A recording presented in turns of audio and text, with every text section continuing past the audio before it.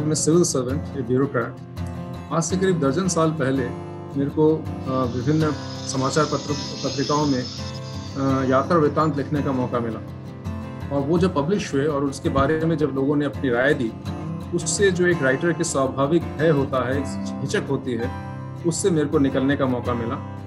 फिर मेरे को एक मौका मिला बाहर यात्रा करने का, और विस्तृत यात्रा के यात्रा वृत्तांत के रूप में मेरी पहली किताब, जो मैंने अंग्रेजी में लिखी थी, पैसेज अक्रॉस यूरोप, जो बाद में हिंदी में मुसाफिर हूँ यारो नाम से पब्लिश हुई, वो निकल के आई। तो आप कह सकते हैं कि करीब एक दर्जन साल पहले मैंने अपने ब्यूरोक्रेट के कैरियर के साथ साथ धीमे धीमे लेखक के रूप में अपना एक पैरेलल कैरियर, पैरेलल वोकेशन बनाया। लिखने की यात्रा वृत्तांत से शुरू हुई, क्योंकि मेरे को लिखने का मेन इंस्पिरेशन अपने ऑब्जर्वेशन से आता है, जो चारों तरफ मैं देखता हूँ, और उसको इतिहास से कैसे जोड़ सकते हैं, और उससे जो इंसाइट्स आते हैं, जो समझ आती है, उसके आधार पे मेरी लिखनी शुरू हुई। इसलिए मेरा पहला किताब यात्रा वृत्तांत था।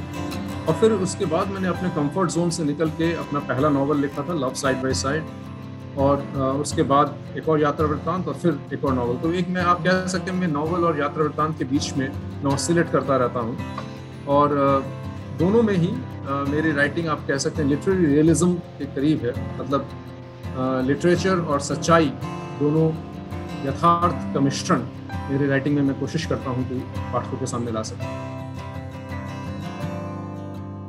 लेखक का अपना एक चरित्र है और अपनी एक इंस्पिरेशन है, बट मेरा मानना ये है कि सफल लेखक होने के लिए आपको विस्तृत पढ़ने की आवश्यकता है।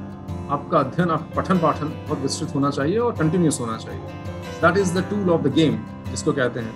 तो वो आपको पढ़ना आपको आना चाहिए, आपको ऑब्जर्व करना आना चाहिए चारों तरफ को, और अपने भय और अपने झिझक और अपने सेल्फ डाउट से निकलकर आपको अपनी चीज को लिखते रहना चाहिए, भले ही वो पब्लिश हो चाहे ना हो, परंतु आपको लिखने की आदत डालनी चाहिए। इसमें जर्नल राइटिंग, जो डेली डायरी राइटिंग जिसको कहते हैं, this can be a very good starting point for many.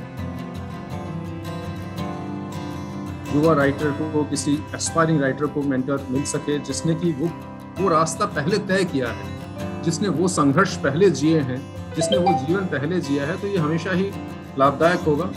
वो आपको पब्लिशिंग इंडस्ट्री के साथ कैसे एंगेज करना है, कैसे किताबों को, the tools of the trade आपको बता सकता है कि कैसे आप नॉवल स्टार्ट करते हैं, आप प्लॉटिंग कैसे करते हैं, आप उसके एंडिंग कैसे करते हैं, डायलॉग और नरेशन कैसे करते हैं।